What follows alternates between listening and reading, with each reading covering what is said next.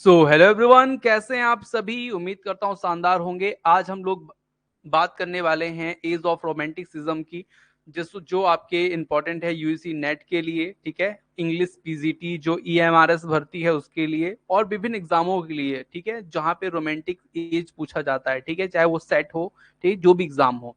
चलिए स्टार्ट करते हैं सेशन को, और पूरे रोमांटिक एज के हम राइटर्स को भी समझेंगे, जानेंगे। फिलहाल हम स्टार्ट करते हैं एज ऑफ रोमांटिसिज्म, ठीक है। तो ध्यान रखिएगा, जो एज ऑफ रोमांटिसिज्म है वो मानी जाती है 1798 से लेकर के 1850 तक, ठीक है। ये टाइम ड्यूरेशन जरूर ध्यान रखिएगा, ठीक है। आज हम लोग क्योंकि कैरेक्टरिस्टिक जो है पूरी पढ़ने वाले हैं रोमांटिसिज्म की, ठीक है। तो सबसे पहले मैं आप लोग को बता दिया कि इसकी जो शुरुआत है वो कब से मानी जाती है और कब तक मानी जाती है। इस पे क्वेश्चन परीक्षा में बनते हैं, ठीक है, तो वो आपसे पता होना चाहिए आपको, ठीक है। अब हम लोग बात करते हैं इसका जो टॉपिक नंबर 1 है उसकी, ठीक है। तो ध्यान से, तो यहाँ पे जो कैरेक्टरिस्टिक है किसकी कह सकते हैं रोमांटिसिज्म की। Romanticism is the name of a dominant movement in literature and other arts, particularly music and painting in the period from 1789 to 1850, ठीक है। तो देखिए ये जो पीरियड है वो 1798 से लेकर के 1850 तक माना जाता है। यहाँ पे म्यूजिक का जमाना था, पेंटिंग का जमाना था, ठीक है। और कह सकते हैं आपकी पूरी तरह से जो प्राकृतिक जो चीजें हैं ना उसका जमाना था, ठीक है। तो ये ध्यान रखिएगा, ये डोमिनेंट मूवमेंट इन लिटरेचर का है, मतलब कह सकते हैं कि एक ऐसा पीरियड है जो थोड़ा सा दबा रहा अन्य की अपेक्षा, ठीक है। The main feature of this age is importance of self expression and individual feeling.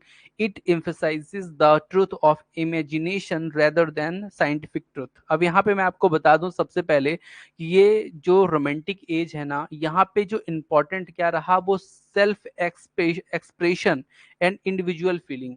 मतलब कुल मिला के, मतलब हमें दुनियादारी से कोई मतलब नहीं, हमारे जो मन में ख्याल आएंगे, हमारे जो दिमाग में चीजें रहेंगी, उसी पर हम वर्क करेंगे। हमें ना किसी के राजा से मतलब है, ना किसी रानी से मतलब है, हमें किसी से मतलब नहीं है। मतलब इसके जो पहले के जो पोएट थे ना, वो क्या करते थे, राजा रानी के बारे में लिखने से फुर्सत नहीं पाते थे। तो ये लोग ना उनसे उनसे मतलब ही नहीं रखते थे। ये केवल केवल किस पे चलते थे, अपने जो एक्सप्रेशन है, जो इंडिविजुअल फीलिंग है, उस पे काम करते थे, ठीक है। मतलब ये लिखते थे प्रकृति पे, क्योंकि इनको प्रकृति ही भाती थी, ठीक है। It emphasizes the truth of imagination rather than scientific truth। अब यहाँ पे ये बहुत इंपॉर्टेंट चीज है कि ये लोग ना, मतलब जो इमेजिनेशन होता है ना उस पर ये वर्क करते थे। मतलब जो सोच सकते हैं, प्रकृति ना हमें खाना देती है, प्रकृति से हमें बहुत सारी चीजें मिलती है, इस तरह की चीजें वो सोचते थे। साइंटिफिक ट्रुथ पे काम नहीं करते। जो साइंटिफिक ट्रुथ होता है ना कि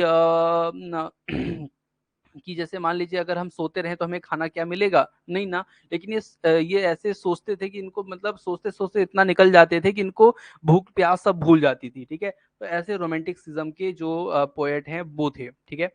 सैली was an atheist while Wordsworth was pantheist, God is everything. अब यहाँ पे थोड़ा सा सैली के बारे में बताया गया, पीवी सैली जो है उनके बारे में बताया गया है। और यहाँ पे बताया गया है एक और हमारे जो राइटर हैं वर्ड्सवर्थ के बारे में। ये दोनों ही हैं। अब इन दोनों में देखिए भिन्नता क्या है। तो जो पीवी सैली थे, तो ये जो ना पूरे के पूरे नास्तिक थे। क्या थे ये? नास्तिक थे, मतलब भगवान को बिल्कुल नहीं मानते थे। लेकिन जो विलियम वर्ड्सवर्थ थे, ये पैंथेसिस्ट थे। मतलब ये भगवान को ही सब कुछ मानते थे, ठीक है। तो ये दोनों ही ऐसे थे जो मतलब समकालीन थे एक दूसरे से, एक समय पर ही रहे एक दूसरे के साथ, ठीक है। मतलब एक एक ही कंटेम्परेरीज थे, मतलब कह सकते हैं आप, ठीक है। सो इन दोनों में जो भिन्नता है ना, ये कभी कभी क्वेश्चन पूछा जाता है। जो सैले पीवी सैले है ना, ये एथियस्ट हैं, और जो विलियम वर्ड्सवर्थ हैं वो पैंथिस्ट हैं, ठीक है। तो ध्यान रखिएगा। थॉमस थॉमस कैटरन की बात करते हैं। देखिए इंपॉर्टेंट क्वेश्चन है।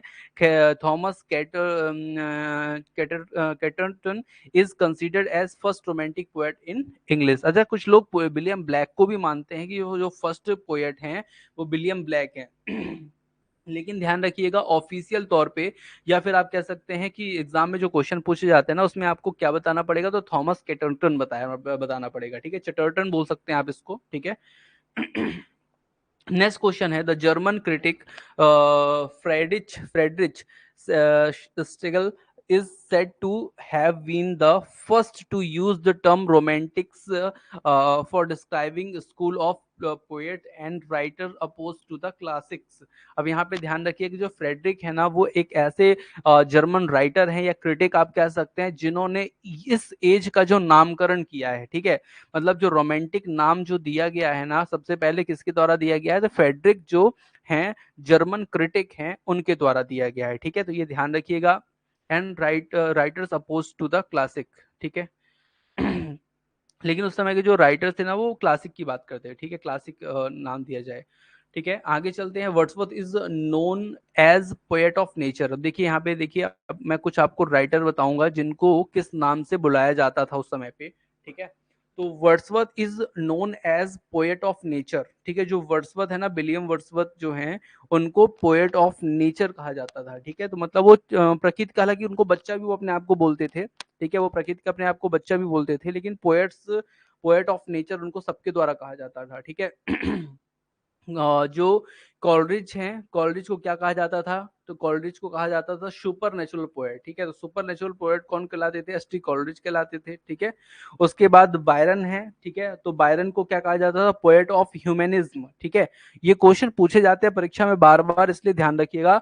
तो बायरन को कहा जाता है पोएट ऑफ ह्यूमनिज्म। सैली को कहा जाता है पोएट ऑफ लव, ठीक है। जो सैली है ना, विलियम पीवी सैली जो है ना, उनको पोएट ऑफ लव कहा जाता था। कीट जो है ना, कीट कीट को कहा जाता था पोएट ऑफ ब्यूटी, ठीक है। पोएट ऑफ ब्यूटी, ब्यूटी किसको जाता था, जॉन कीट्स को कहा जाता था, ठीक है। और स्कॉट, स्कॉट जो है ना, उनको क्या कहा जाता था, पोएट ऑफ मिडिएवल लव। तो ये आप लोग को चीजें कुछ ध्यान रखनी है, ठीक है। इनके जो नाम है ना, और ये जो राइटर है, इनको भी आपको अच्छे से पढ़ना चाहिए, ठीक है। आगे मैं आपको पढ़ाऊंगा भी, लेकिन अभी आप लोग ये देखिए। सबसे पहले अब इस पे आते हैं। वॉर ऑफ पीटरलू अकॉर्ड इन 1819। इसी समय पे एक बहुत ही बड़ा युद्ध हुआ था पीटरलू के नाम से, ठीक है। तो ये कभी कभी पूछ लिया जाता है कि पीटरलू का युद्ध जो है ना, किस एज में हुआ है, तो आपको बताना पड़ेगा रोमांटिक एज में हुआ है, 1819 पे, ठीक है। आगे चलते हैं।